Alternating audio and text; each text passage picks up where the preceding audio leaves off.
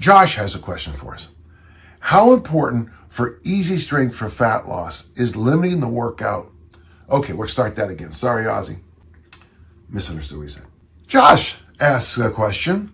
How important for easy strength for fat loss is timing the workout in the morning? My wife and I like to lift weights together. However, she refuses, I tell you, to lift weights in the morning. So we generally try to do it in the evening. Am I giving up anything important by not lifting, then walking before breakfast and the fast? Okay, additional question. Sometimes we go to the neighborhood pool after lifting rather than walking for 45 minutes. Am I giving up anything there? So for those of you who don't know what he's talking about, we have a website, es4fl.com. It might be easier to go to danjohnuniversity.com/bookstore. In there, you'll find my book, Easy Strength for Fat Loss, and this is what Josh is talking about. So Josh, the thing about the morning, so here's why the morning it's not perfect, but here's why the morning is pretty darn good.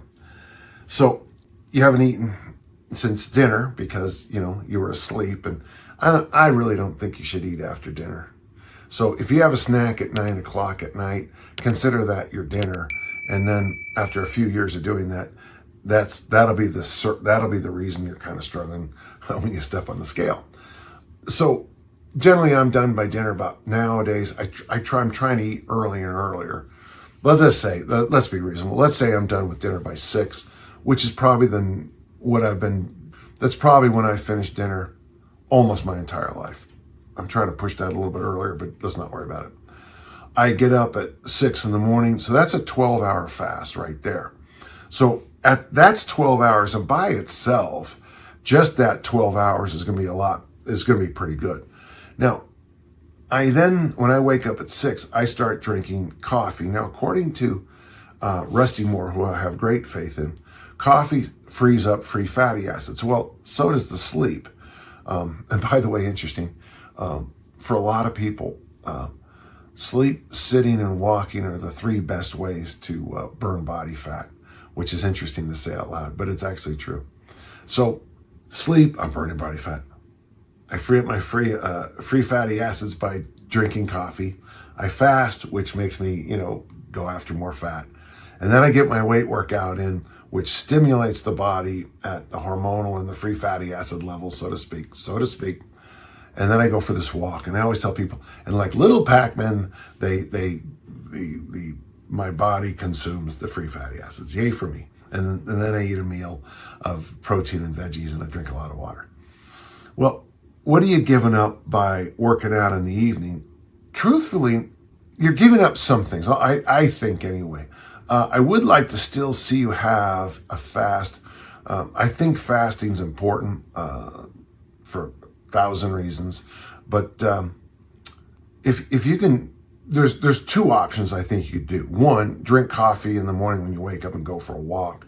If you have dogs, they'll love it.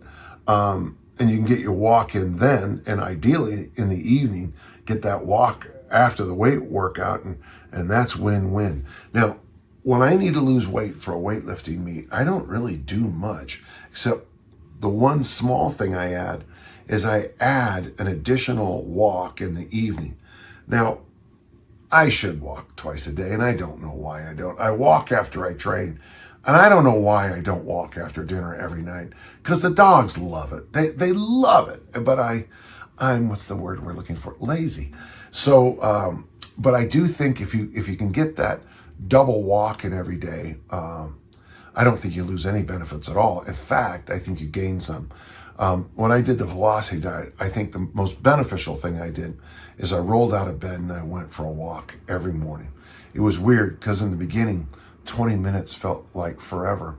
But what I found out is walking first thing in the morning allowed me to hold my fast off longer, which meant on that diet, those protein shakes, which was tough.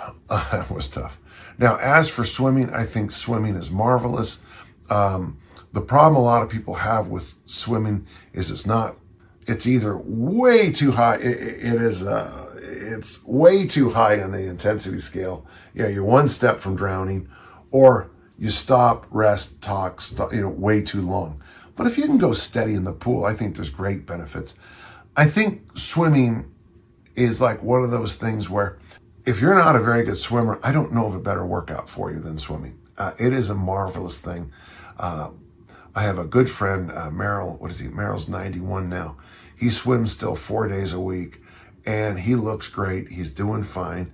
He obviously has the issues of, being on the planet a while, but it's a real advantage to swim.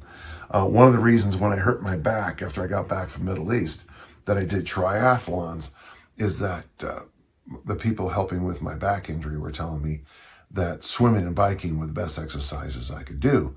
And so I started taking those seriously. And I got to tell you, I felt better and looked better very quickly.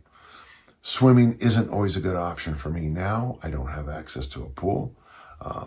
But I do when I'm on road trips. I swim literally every day in lakes, ponds, on the beach. Though after all these shark videos I've been watching recently, I think I'll just restrict it to lakes and ponds. Great question, and you did a good job. Okay, thank you. Okay,